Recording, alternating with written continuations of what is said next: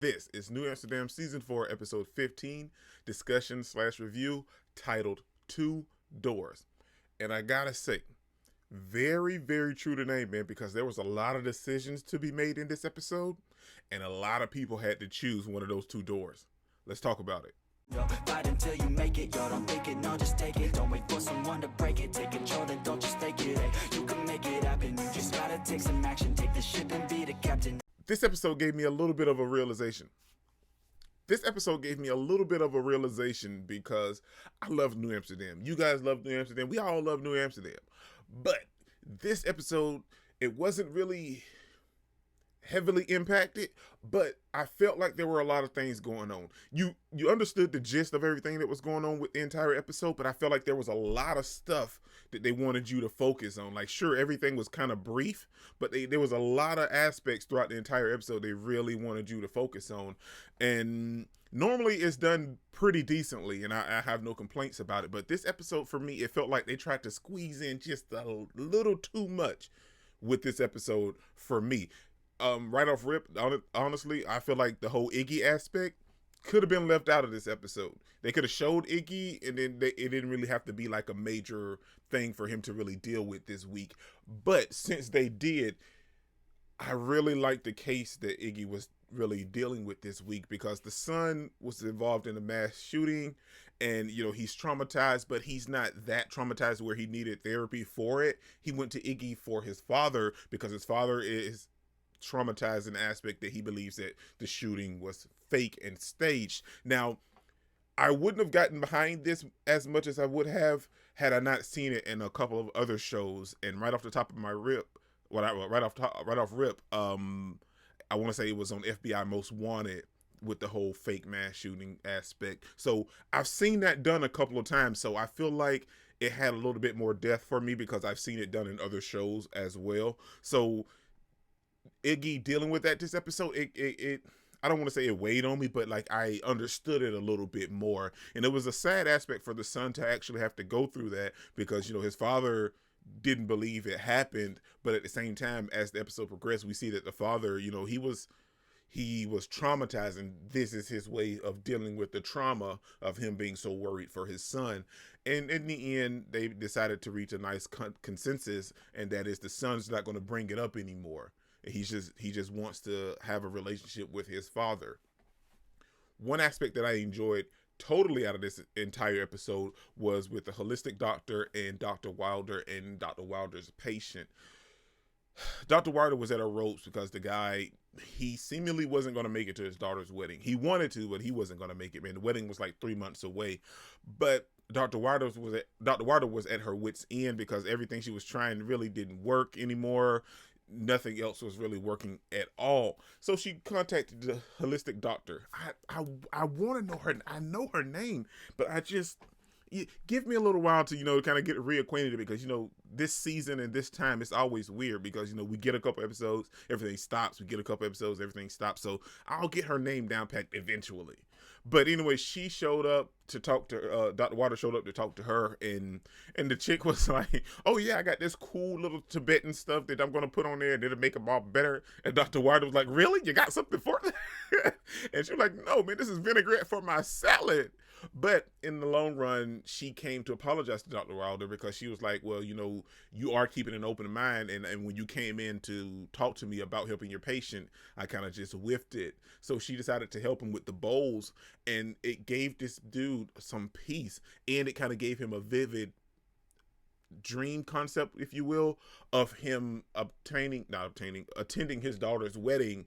And even with Dr. Wilder and holistic doctor there together, they got to be apart. He got to dance and everything, and I felt like that was great, because all they could really do was ease his pain. And thanks to her, he got to have those wonderful moments with his daughter. Sure, it wasn't real, but it was real to him, and he got to enjoy that. And that's one of the best parts of this episode to me. That was one of the most fantastic parts, and it was something that a lot of times you don't really think about holistic medicine that type of way, you know what I'm saying? But like I'm constantly being baffled every week not every week because it's been taking breaks, but every time we see her in an episode and she ends up helping these patients, it makes me feel good, and it gives me a different aspect to obtain as when it comes to holistic medicine.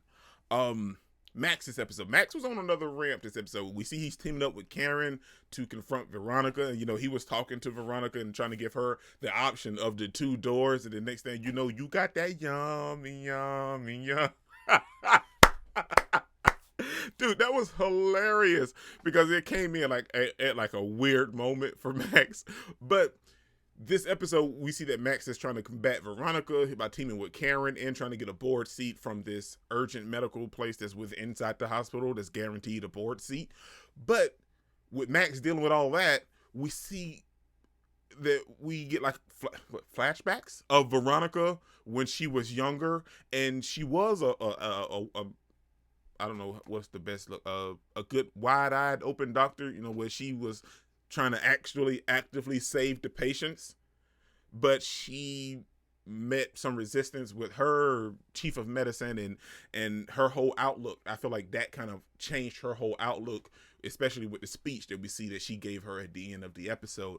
But I love the fact that Veronica was presented with 2 doors early in her life, her medical career anyway, and she chose the latter. But she presented Floyd with those same 2 doors at the end of this episode, and Floyd chose the former because we see that he was feeling some type of way because Max was running rampant trying to get all these people that we know and love back, Sandra Fall, Dr. Cal, Casey, all these other people, Claude. He was trying to get all these people back to come with him to help him. But all of them said no, and Casey and everybody else kind of just put it out on Front Street that, we could, Max, but what's the point if you're going to turn around and leave again? We got fired because of you. So they are a little adamant about coming back to help Max. They want to do the right thing, but they don't want to get burned again. And Floyd reached out to them, and they actually accepted the job offer. But like I said, Floyd chose option number 1 for the door.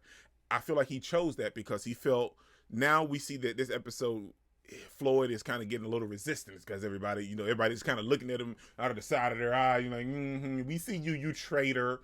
But at the same time, we understood why Floyd done it. I don't agree with it, but we see why he done it. But I feel like Floyd kind of had a consensus after talking to Veronica a little bit this episode and seeing everything that she was doing, and then realizing what she told him at the end of the episode, and he chose door number 1, and that's when he contacted everybody else. I feel like Floyd was being pushed and pulled because we all know that, he has to hold up to a certain standard and everything, especially when you're, a doctor of color or any color. Max doesn't have to hold up to that standard because Max does a lot of stuff and gets away with a lot. But Floyd, he wouldn't be able to get away with stuff like that. So he chose the best option that he thought he was making in that moment. I'm not justifying it because I don't agree with him at all, but I understand why he felt like he had to do it. But I feel like he's trying to make up for himself, and that's why he called everybody and got them on Max's side. Now, Max and Sharp are dealing with this whole weird, they keep missing each other, they keep calling each other at the wrong time aspect, and then, all the stuff Casey kind of brought up towards Max. The only thing I feel about this, and we see he had a phone call with, Sharp at the end of the episode, they kind of got them back on good footing. I don't see their relationship lasting, man. I would love for their relationship to last, but I don't see it because you got to deal with it like this. For one, Max would leave New Amsterdam yet again, and 2, he's really dealing heavy with leaving New Amsterdam yet again. We see that he always tries to find a way to reassure Sharp in himself that, hey, well, I'm committed to this relationship. But then there's always, aspects like dealing with Casey and dealing with the hospital within itself. We see that, Max is kind of torn. So Max is going to have to objectively deal with these 2 doors as well. He's not having to deal with them in this moment, but he's definitely going to have to pick a door sooner or later. Now, I would like for him to work in New Amsterdam, but I don't want to see him and Sharp, just fizzle out and not make it. But that's a tough decision as someone that's, that's not even in the relationship. So I can imagine how hard it is for Max having to make that choice. But this episode was great, man. I really enjoyed it. I cannot wait for next week's episode. Well, no, not next week's because this week, okay. Yeah, next week because this week there was no episode. Okay, so yeah, we're good. I'm excited, man, because now we're dealing with some stuff and they have a chance to fight Veronica. But I will say this, Veronica wasn't always who she is today. So that was a nice little glimpse into her past and see how she sort of kind of became the person that she is today, which is sad, but we understand why she got that aspect. This is your boy, Dick Incredible, man. Don't forget to smash the like button until you can't smash any more. Comment down below and I'll be sure to respond to each and every one of them and subscribe, but only if you really want to, man. Peace out.